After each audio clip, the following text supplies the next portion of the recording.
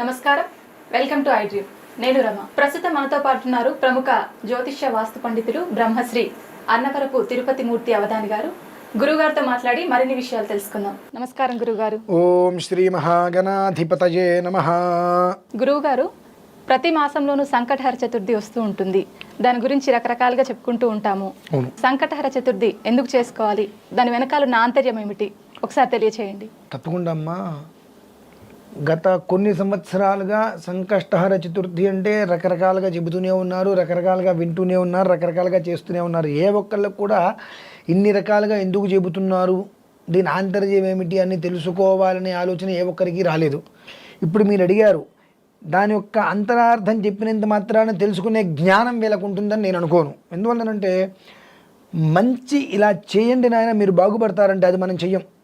సంబంధం లేనివేవో చెప్పేస్తుంటే వాటిలన్నింటినీ వెంటబడి పరిగెడుతుంటాం. మన తత్వాలు అవి సరే, మన తత్వాలను ఎప్పుడు మార్చలేం, కానీ చెప్పడం మన ధర్మం, చేసేంతవరకు వెంటబడడం కూడా మన ధర్మమే.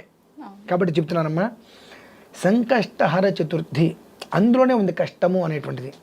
హరం అనేటువంటి ఏదైతే కనుక ఆటంకాలు కావచ్చు, కష్టములు కావచ్చు, అవి ఏవైతే ఉంటాయో అవన్నీ కూడా పూర్తిగా కూడా హరించుకుపోయేటువంటి చతుర్థి. సంకష్ట అంటే ఎలాంటి కష్టములు కూడా ధరికి రానియకుండా చేసేటువంటిది కూడా ఒకటి చవితి. చవితి చతుర్థి రెండు ఒకటి చవితి. ఆ చవితి అనగా 4 ధర్మ అర్థ కామ్య మోక్షాలకి ప్రతీక. 2 ఆ రోజునాడు గణపతికి మనం ఆరాధన చేస్తూ ఉంటాం. అంటే గణపతికి ఆరాధన చేసే విధంలో మనం అనేక రకాలుగా ఇది పెట్టండి, అది పెట్టండి, ఇది చేయండి, అది చేయండి అని చేస్తూ ఉంటాం. స్వతసిద్ధంగా విఘ్నేశ్వరుడికి మనం ఏమి చేస్తున్నాము, ఏమి చెప్పబడి ఉన్నది అనేటువంటిది ఆ వినాయక చవితి వ్రతకల్పంలో చెప్పబడి ఉన్నది. ఆ వినాయక చవితి వ్రతకల్పము అనేటువంటిది ఒక్కసారి మనం ఆద్యంతాలు కనుక పరిశీలించినట్లయితే ఆ సంకష్టహర చతుర్థి రోజు నాడు ఈ 2 పనులు మనం చేసినట్లయితే కష్టాలు కంప్లీట్గా మన జోలికి రావు, మన దారి వదిలి వెళ్ళిపోతాయి అనేటువంటిది అందులో తెలుస్తుంది. కానీ కుడుములు నివేదన పెట్టండి, కొబ్బరికాయలు కొట్టండి, బెల్లం పెట్టండి, అది పెట్టండి, ఇది పెట్టండి, నా బొంద పెట్టండి, పోలి పెట్టండి అంటే పెడతారు. కానీ అంటే అంటున్నాను కాదమ్మా, ఎందువల్లంటే వాస్తవానికి చాలా దూరంగా ఉన్నాం మనం.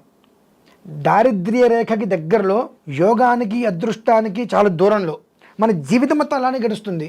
ఎందువల్ల గడుస్తుంది అంటే అదృష్టం ఒక్కసారి తలుపుకి వెళ్ళిపోతుంది, కానీ దురదృష్టం మనం తీసే వరకు కొడుతూనే ఉంటుంది. మనం ఏం చేస్తాం, ఒకసారి తలుపు కొడితే రెండోసారి కొడితే చూద్దాంలేని వదిలేస్తాం. ఈ కొట్టే వెళ్ళిపోయింది ఇవిడ, ఇక దరిద్రదేవి వచ్చేసింది, ఆవిడ కుడుతూనే ఉంటుంది. మనం తలుపు తీస్తాం, ఏం కనిపించదు, దరిద్రదేవి ఇంట్లోకి వచ్చేస్తుంది. వెంటనే శుభ్రంగా తలుపేసుకుని గడి కూడా పెడతాం, మళ్ళీ తలుపు కొడితే ఎవరైనా తీయకుండా ఉంటామని చెప్పి. ఇక్కడ ఎంతటి అజ్ఞానంలో మనం ఉంటున్నామనంటే గణపతికి ఇష్టమైంది ఏమిటి, గణపతి ఆరాధించేది ఏమిటి అనేటువంటిది మన సంకష్టహర చతుర్థి. అంటే గణపతికి కూడా కష్టాలని నివారణ చేసింది ఒకటి ఉంది, అది ఏమిటి అనేటువంటిది ఇందులో చెప్పబడింది. గణపతికి వచ్చిన కష్టం ఏంటండి తెలుసుకోవాలి ముందు. అంటే ఒకదానికి ఒకటి లింక్ అండి.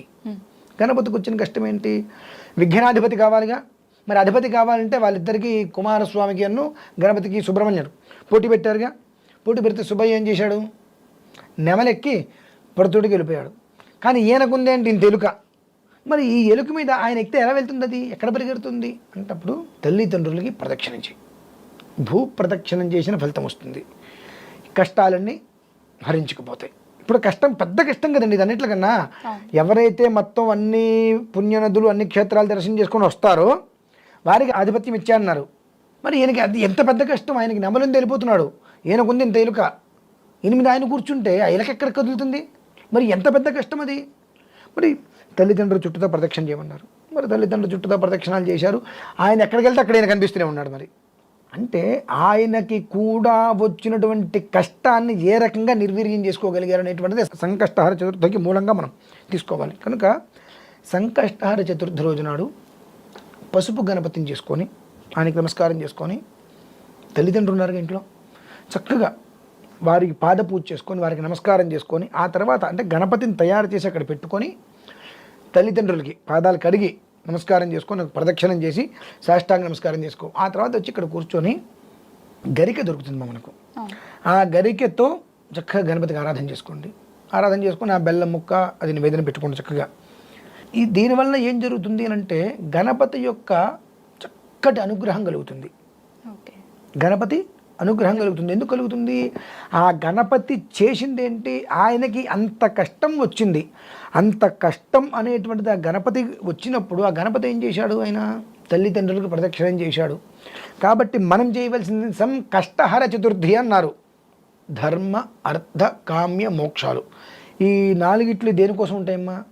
వివాహం చేసుకున్నప్పుడు ధర్మార్థ కామ్య మోక్షం చ విందతి అంటారుగా. అంటే వివాహం చేసుకున్న తర్వాత ధర్మేచ అర్థేచ కామేచ మోక్షేచ త్వయా ఏష అని అంటుంటారు కదా. ఎందుకంటారు ఈ నాలుగు? పిచ్చెక్కా, ఎవరికి మతి లేక. ధర్మ సంతానం, ధర్మ ప్రజా సంపత్త్యర్థకు స్త్రియముద్వహే ధర్మ సంతానం కావాలి. ధర్మేచ అర్థము అనగా అనేక రకములైనటువంటి ద్రవ్యాలు మనం తీసుకోవడానికి సంపాదించేటువంటి సంపాదన, డబ్బు, సంపద. కామ్యము అనగా కోరికలు. మన దరిద్రమైన బుద్ధికి కామ్యము అనగానే ఒకటే తెలుస్తుంది. కామ్యం అంటే ఒకటికి ఫోన్ కొనుక్కోవాలనిపిస్తుంది, ఒకటికి 1,50,000 పెట్టి ఫోన్ కొనుక్కోవాలనిపిస్తుంది, తృప్తి తీర్చావదు. ఆ 1,50,000 ఫోన్ని వారం రోజులు అమ్మేసి కొత్త ఫోన్కి వెళ్తాడు. ఇంకొకటి కొత్తగా అనుకుంటున్నాడు. కామ్యం అనేటువంటి కోరికలు అవి ఎప్పటికీ చావు, పెరుగుతూ ఉంటాయి. ఆ కోరికల్ని నెరవేర్చుకోవడంలో ఒక విధానం, దానికి డబ్బు కావాలిగా. మళ్ళీ ధర్మేచ అర్థేచ కామేచ. ఈ కామం అనేటువంటిది ఎలా ఉంటుంది అని అంటే కేవలము కూడా ఒక వస్తువు మీద ఉండదు. అనేక రకములుగా ఇల్లు కొనుక్కోవాలి, ఇల్లు కట్టుకోవాలి, కారు కొనుక్కోవాలి, బండి కొనుక్కోవాలి, అనేక రకాలుగా ఉంటాయి. ఇవన్నీ తీర్చుకోవటం.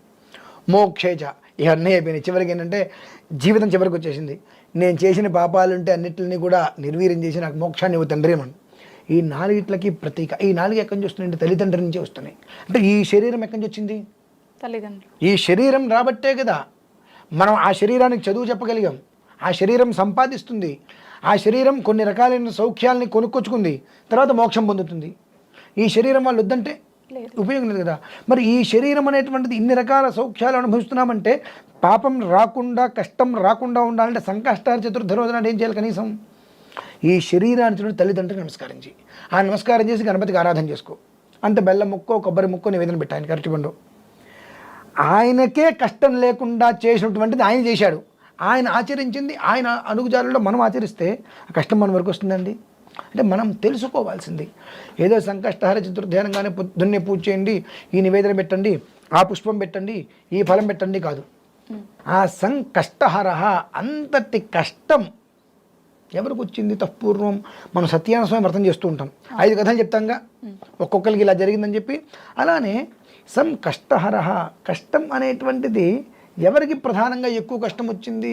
ఆ కష్టం వచ్చిన వ్యక్తి ఏం చేశాడు? ఆ విఘ్నాధిపతి అయిన విఘ్నేశ్వరుడికే కష్టం వచ్చింది. ఆ కష్టాన్ని అధిగమించడానికి ఏం చేశాడు? తన తల్లిదండ్రి అయిన పార్వతీ పరమేశ్వరుడికి నమస్కారం చేశాడు. ఎందుకు చేశాడు? ఆయన చూసిన దేవుడెవరు? గణపతి చూసిన దేవుడెవరు? తల్లిదండ్రులు. ఇప్పుడు నేను చూసిన ప్రత్యక్షంగా చూసిన దేవతలు ఎవరు? మా తల్లిదండ్రులు. తర్వాత శివుడు కావచ్చు, అమ్మవారు కావచ్చు, ఏదైనా కావచ్చు. ఎవరికైనా ప్రత్యక్ష దేవతలు తల్లిదండ్రులు. వాళ్ళని నేను వదిలేస్తాను, విష్ణుమూర్తిని పట్టుకుంటాను, ఆంజనేయ స్వామిని పట్టుకుంటాను, శివుడి త్రిశూలం పట్టుకుంటాను, సుబ్రహ్మణ్య స్వామి అంకుశం పట్టుకుంటానంటే పైసా ఫలితం లేదు. వినాయకుడు తొండం పట్టుకున్న ఉపయోగం లేదు. కాబట్టి రోజు ఎట్లాగో చేయం, కొన్ని మన వ్యాస పౌర్ణమి ఇలా ఏదైనా వచ్చినప్పుడు సంకష్టహర చతుర్థి ప్రతి నెల వస్తుంది కదా, ఈ పని చేయండి. ప్రతి నెల వస్తుంది. ఆ రోజు నాడు నాకు సెలవు దొరకలేదండి, ఉద్యోగం ఉందండి, భార్య పుట్టినరోజు ఏం చేస్తావు అన్నాను కాదమ్మా. నాకు ఏదైనా ముఖం మీద మాట్లాడటం అలవాటు, మొహమాటంగా ఏంటి ఉపయోగం? నీకు విషయం తెలియాలి. భార్య పుట్టినరోజు అయితే ఏం చేస్తున్నావు? సెలవు పెడుతున్నావుగా, చచ్చినట్టు పెడతాంగా. పెళ్లి రోజు అయితే సెలవు పెడుతున్నావుగా. కాబట్టి నీ భార్య పుట్టినరోజు నాడు నువ్వు సెలవు పెడుతున్నావు కదా, నువ్వు భార్య నీకు వచ్చిందంటే నీకు ఈ శరీరం ఉండబట్టేగా, ఈ జన్మ ఉండబట్టే. ఈ జన్మ నీకు ఎవరు ఇచ్చారు? తల్లిదండ్రులు. వాళ్ళ కోసం ఆ సంకష్ట చతుర్థి నువ్వు సెలవు పెట్టడం దానికి పొద్దున్నే 6ంటికి లేచి వాళ్ళిద్దరు చుట్టూ నమస్కారం చేసి గణపతికి అంత బెల్ల మొక్క నివేదన పెట్టు, ఆయన సంతోషపడతాడు. ఇది సంకష్టహార చతుర్థి గురించి మనం చెప్పుకుంటూ వెళ్తే ఏదో యజ్ఞాలు యాగాలు తపాలు చేయక్కర్లేదమ్మా. తపించటం, తపము అంటే తపించడం అంటే నన్ను కన్న తల్లిదండ్రులకు వారి పాద పూజ చేసుకునే భాగ్యం నాకు కలగాలి. నేను ఎట్లాగో రోజు చేయట్లా. సంకష్టహార చతుర్థి అంటే చతుర్థి అంటే గణపతికి ఇష్టమైంది.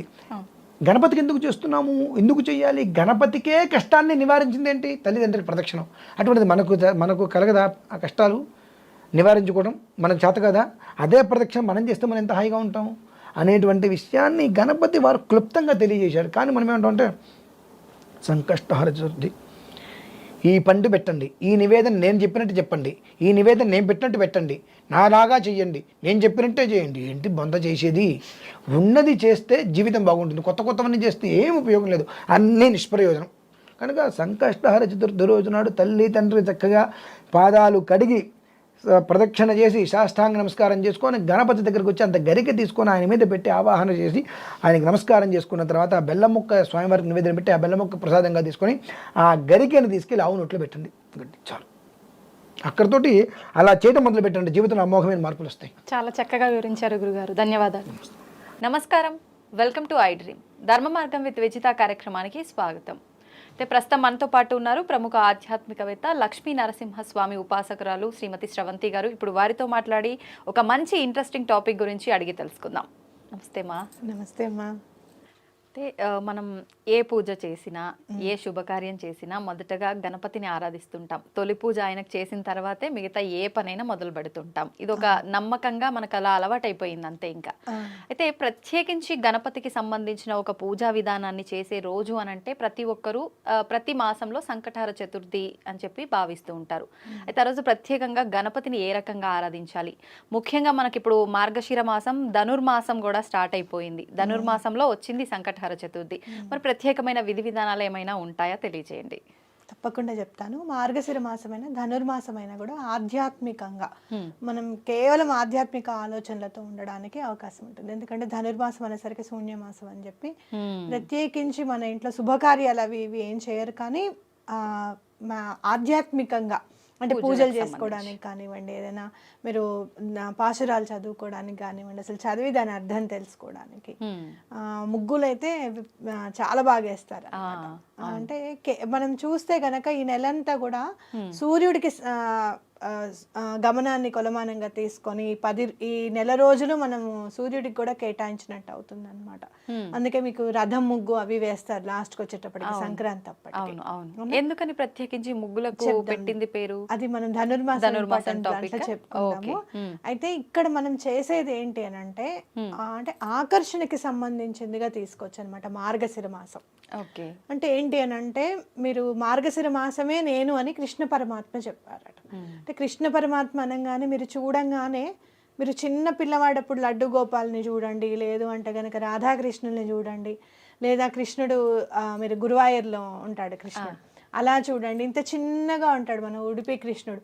ఎక్కడ చూసినా మనం ఆకర్షింపబడతాం. అబ్బా స్వామి ఎంత బాగున్నారో, చక్కగా ఉన్నాడు కదా, మన ఇంట్లో పిల్లవాళ్ళలాగా మనం సంతోషపడిపోతూ ఉంటాం.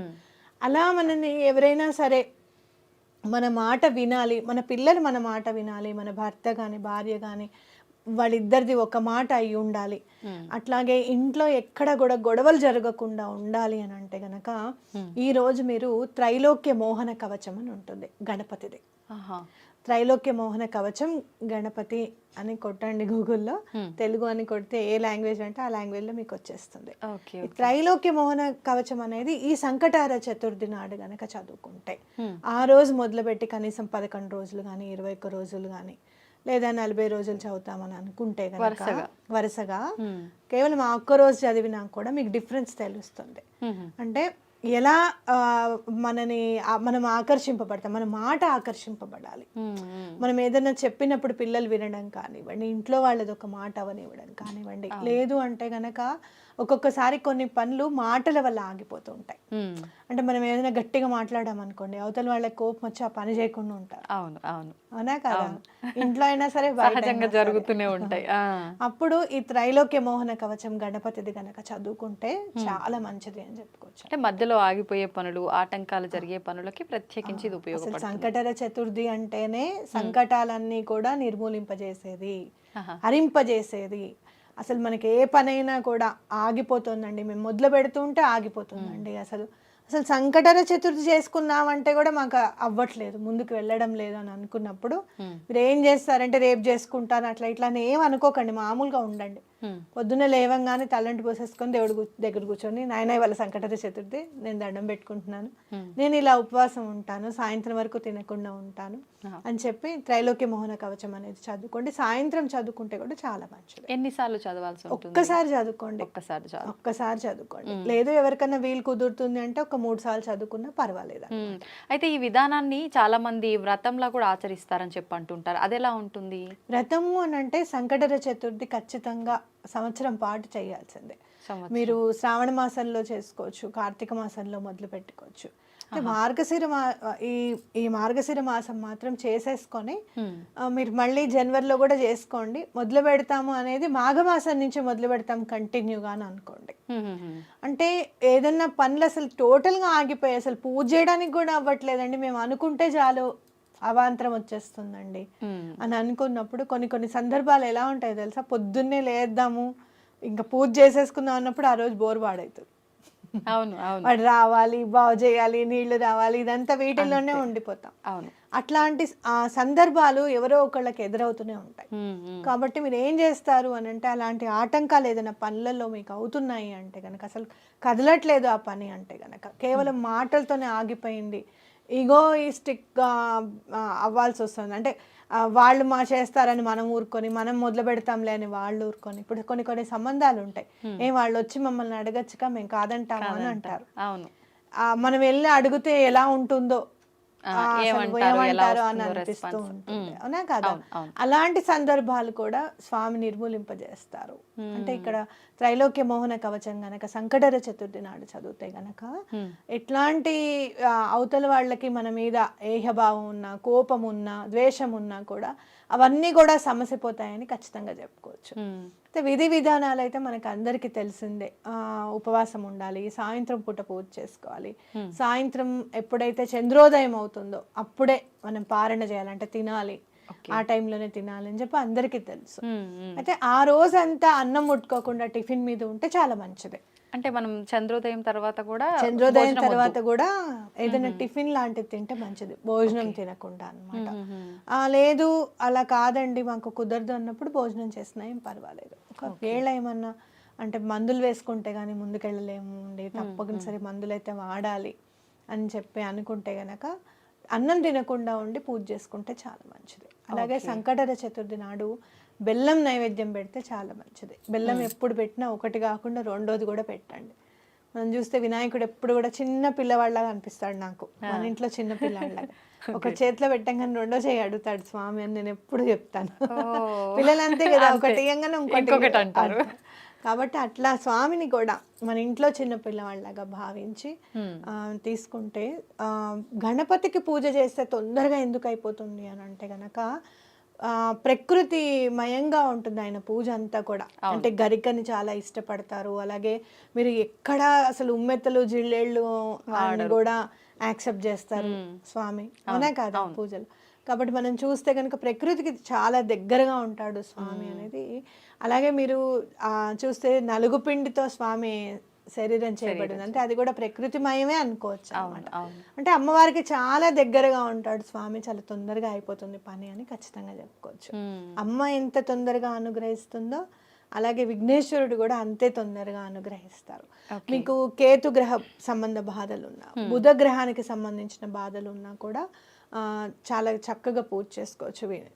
విఘ్నేశ్వరుడు గనక పూజ చేసుకుంటే ఆ గ్రహ దోషాలన్నీ కూడా తొలగిపోతాయి అన్నమాట. ఓకే, అయితే ఇప్పుడు ప్రత్యేకించి వారాల లాగా మనం ఏదైనా పూజ చేసినప్పుడు ఈ వారం వీలు కుదరకపోతే మరొక వారం ఎక్స్ట్రా చేసుకుంటాము అనుకుంటాం.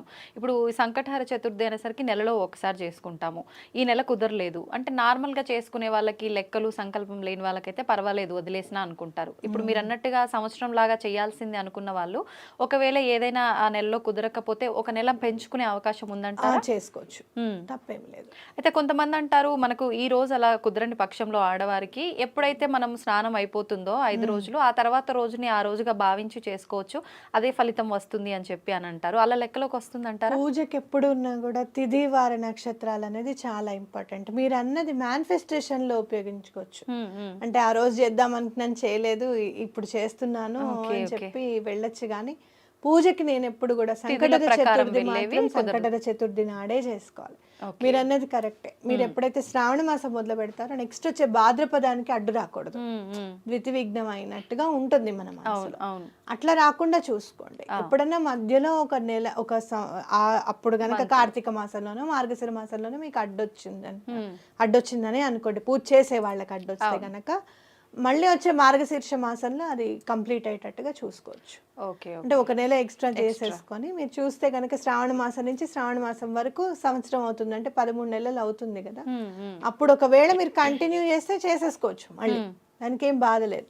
లేదు మేము కంటిన్యూ చేయట్లేదంటే ఏ నెలలో సంకటహర చతుర్థి అయితే గనక మీరు వదిలేశారు, ఇప్పుడు ఈ మార్గశీర్ష మాసానికి మీకు అడ్డొచ్చింది, నెక్స్ట్ ఇయర్ మార్గశీర్ష మాసానికి కంప్లీట్ చేసుకోండి అది. ఎందుకంటే మీరు చూస్తే ప్రతి ఒక్క సంకటహర చతుర్థికి పేర్లు ఉంటాయి అన్నమాట.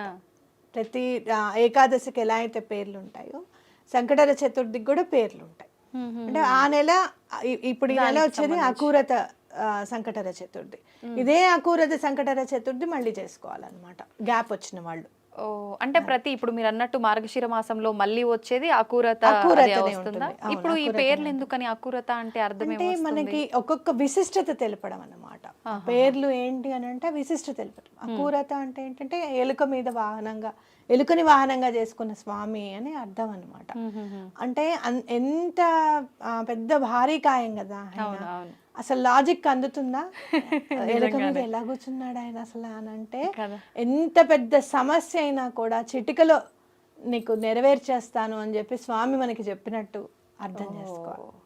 అంటే సాధ్యపడనివి కూడా సాధ్యపడతాయి అనడానికి నిదర్శనం ఇది. కరెక్ట్.